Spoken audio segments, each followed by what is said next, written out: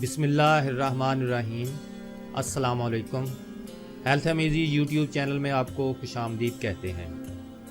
دوستو، آگے بڑھنے سے پہلے ہمارے چینل کو سبسکرائب کر لیں اور ساتھ ہی بیل کے بٹن کو بھی دبا دیں تاکہ ہماری نئی ویڈیوز آپ سب سے پہلے دیکھ سکیں۔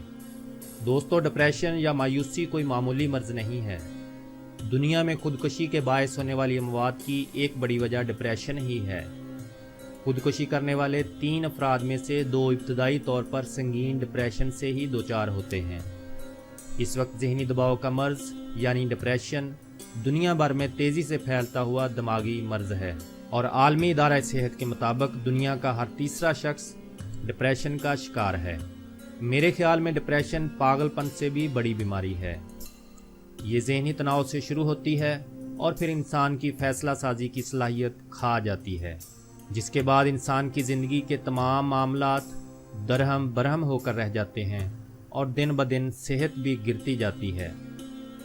لیکن ایک مسلمان ہونے کے ناطے میرا ایمان ہے کہ اللہ تعالیٰ نے ہر مرض کا علاج پیدا فرمایا ہے، اور میرے پاس ڈپریشن کا ایک بہت ہی سستا، آسان اور پائیدار علاج بھی موجود ہے، جسے میں اپنے اوپر بھی آزما چکا ہوں۔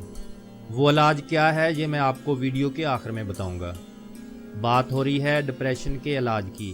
ایسے میں ہم تاریخ اسلام کی باعلم ترین شخصیت حضرت علی رضی اللہ تعالیٰ عنہ کے اقوال سے رہنمائی لیتے ہیں۔ حضور اکرم صلی اللہ علیہ وآلہ وسلم نے ایک بار آپ کے لیے فرمایا، میں علم کا شہر ہوں اور علی اس کا دروازہ۔ ہیلتھ امیزی یوٹیوب چینل کی اس ویڈیو میں ہم حضرت علی رضی اللہ تعالیٰ عنہ کے ایسے اقوال جانیں گے جو ذہنی دباؤ اور ڈپریشن سے چھٹکارے اور دماغ کو پرسکون رکھنے کے بارے میں ہیں۔ مصیبت میں خدا کو یاد کرنا۔ دکھ اور تکلیف کے وقت میں خدا کو یاد کرنا اس بات پر یقین پختہ کرتا ہے کہ یہ وقت جلد گزر جائے گا اور خدا اس وقت میں ہمارا ہاتھ نہیں چھوڑے گا۔ حضرت علی کا قول ہے کہ جب دکھ بڑھ جائے تو کہو اللہ کے سوا کوئی طاقت نہیں جو بچا سکے۔ پریشانی میں سر پر ٹھنڈا پانی ڈالیں۔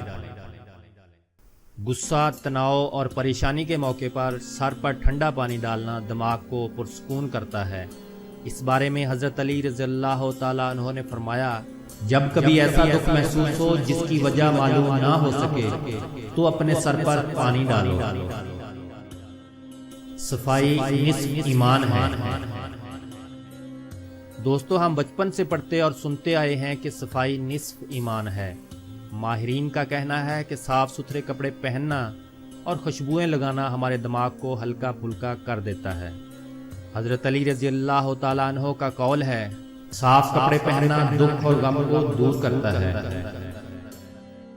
صرف طبی ماہرین ہی نہیں بلکہ دماغی اور سماجی مسائل پر کام کرنے والے ماہرین کا بھی کہنا ہے کہ صاف ستھرا لباس اور صاف ستھرا رہنا نہ صرف دماغ کو تازہ کرتا ہے بلکہ آپ کی نفسیات اور موڈ پر بھی خوشگوار اثرات مرتب کرتا ہے۔ انگور کا حیران کن اثر۔ بعض روایات سے معلوم ہوتا ہے کہ حضرت علی رضی اللہ تعالیٰ عنہ تکلیف اور ذہنی تناؤ کے موقع پر انگور کھایا کرتے تھے اور دوسروں کو بھی اس کی تلقین کرتے تھے۔ شکر گزار بنیں۔ دوستو، ہم دوسروں کی کامیابیوں پر حسد کرتے ہوئے یہ بھول جاتے ہیں کہ اللہ نے ایسی کتنی ہی نعمتوں سے ہمیں نوازا ہے جو کئی افراد کو میسر نہیں۔ شکر گزاری دل و دماغ کو سکون پہنچاتی ہے۔ حضرت علی رضی اللہ تعالیٰ عنہ نے فرمایا، اللہ نے یقین اور اطمینان میں سکون اور خوشی رکھی ہے۔ جو بے یقینی اور بے اطمینانی کا شکار ہوگا وہ دکھی اور غمزدہ ہوگا۔ حسد سے بچیں۔ حدیث نبوی صلی اللہ علیہ وآلہ وسلم ہے، حسد انسان کو ایسے کھا جاتا ہے جیسے آگ لکڑی کو۔ حضرت علی رضی اللہ تعالیٰ عنہ نے بھی اس بارے میں فرمایا کہ میں نے اس شخص کو خود اس کا سب سے بڑا دشمن دیکھا جو حسد میں مبتلا ہے۔ حسد کی وجہ سے وہ مستقل انتقامی کیفیت، بے سکونی اور دکھ کا شکار رہتا ہے۔ طرز زندگی میں تبدیلی۔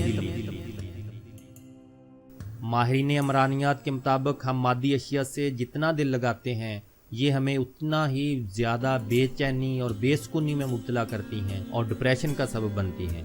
حضرت علی رضی اللہ تعالیٰ عنہ کا قول ہے، دنیا کی اشیاء دکھ اور غم دینے کا سبب بنیں گی اور ان سے چھٹکارا پالو گے تو یہ جسم اور دل کے لیے باعث راحت ہوگا۔ ویڈیو کے آخر میں آپ کو ڈپریشن کا وہ علاج بتاتا جاؤں جس کا میں نے آپ سے وعدہ کیا تھا، اور وہ علاج یہ ہے کہ آپ روزانہ 5 وقت کی نماز باقاعدگی سے ادا کرنا شروع کر دیں۔ انشاءاللہ نہ صرف ڈپریشن بلکہ اور بھی بہت سی بیماریاں آپ کی جان چھوڑ دیں گی۔ دوستو، اللہ پاک سے دعا ہے کہ وہ آپ کو نہ صرف ڈپریشن بلکہ تمام خطرناک امراض سے محفوظ رکھے، آمین۔ ہیلتھ امیزی یوٹیوب چینل کی اس ویڈیو کو اپنے دوست احباب میں ضرور شیئر کریں تاکہ وہ بھی اس سے فائدہ اٹھا سکیں۔ ہو سکتا ہے کہ آپ کا یہ عمل آپ کے لیے صدقہ جاریہ کا سبب بن جائے۔